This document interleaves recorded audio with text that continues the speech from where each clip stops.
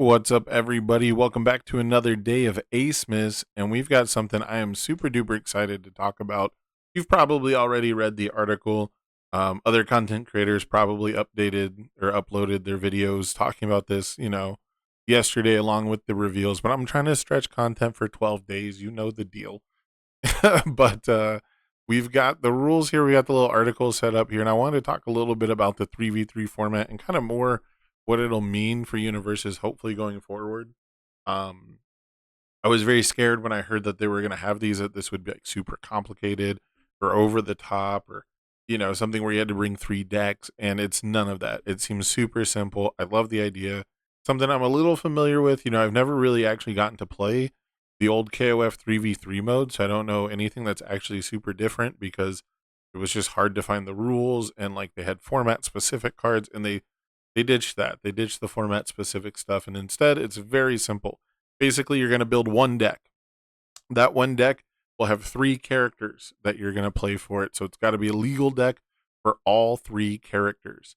That means whatever tune symbols you're using, whatever it is, it has to be that any character that's currently active can play all the cards legally. At the start, you'll pick an order, which is randomized, which is exactly how it works in KOF. And then you're going to present the cards in order. So you have to decide first, second, third. You can't pivot halfway through, and that is exactly how it works in KOF. And then you play just a normal game, and then once a character is defeated, you replace it with the next character in order. Because again, remember you had to pick 1, 2, and 3 at the beginning. Whenever a player swaps in a new character, the current combat phase ends, which is very cool. Players will choose up to 8 non-character cards in their stage and then sacrifice the rest. So you get kind of a soft reset here. And then you maintain all other aspects of the game, including cards in hand, momentum, deck, discard, etc.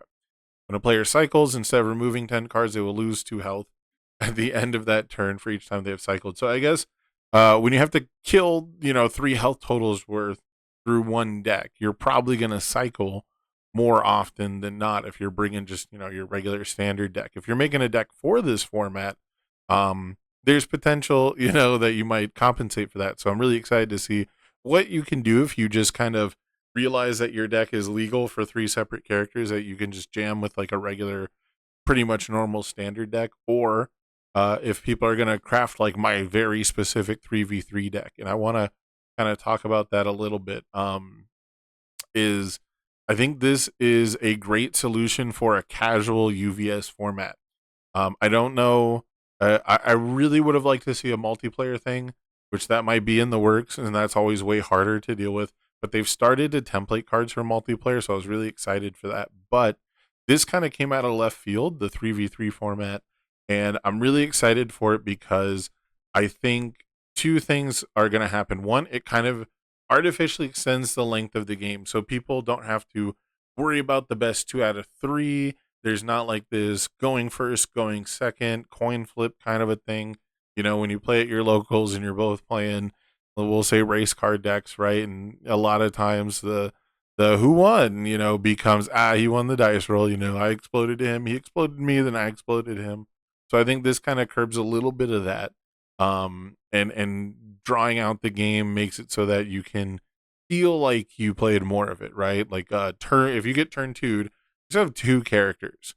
And so if you keep getting blown out like on one turn each, like maybe maybe you have to go back to the drawing board, but I feel like that won't be very likely, especially depending on how you can build your team. So the other thing that I think is really cool, super flavorful, and I think where it really hits the nail on the head is because you pick the order of the characters before the game starts, you are going to be rewarded for crafting a team in sort of a specific way. You can play a character that generates a bunch of, I think they have examples for this actually, where it's like, play Big Mouth, generate a bunch of momentum, and then you can play like a Jean Christine who might not be considered very good early on in the game, right? And him coming into the game with a whole bunch of momentum could be really huge. So I love that aspect of it. And because that's exactly how King of Fighters works. How you build a team is one of the things you kind of have to learn, if you want to really get good at KOF.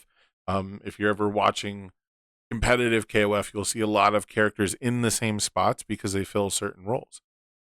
having Deku, having Midoriya on the move come in when he's already got 8 foundations to operate with sounds really cool, but it might actually be worse because he's, still going to have to commit 3 of those to transform and stuff like that. So I'm really excited to see how team building works. Characters that obviously aren't that impressive in the first place, but they have like one crazy ability. Maybe they have like a crazy once per game, something like Godzilla. Like you could put Godzilla in the middle for like the express purpose of, okay, everything goes back down to like 8 each, but I actually want to go back to 0 before my anchor comes in, stuff like that. So I'm really excited for that. They seem to have nailed it. It's pretty much just how you play KOF. It's how you play KOF reflected in a card game. Drawing the game out should make it so that more casual decks get more of an opportunity to do their thing. And when it comes to team building, not only is this new and creative ways to use characters that you otherwise wouldn't have looked at, but I think the biggest upside is themed teams. There's going to be themed teams that you can make, same way that people make themed commander decks and they name their deck. It's um, the Vampire Diaries, and it's just like every girl vampire you like, or something like that. People have. I have a I have a group hug storm deck, and it's just like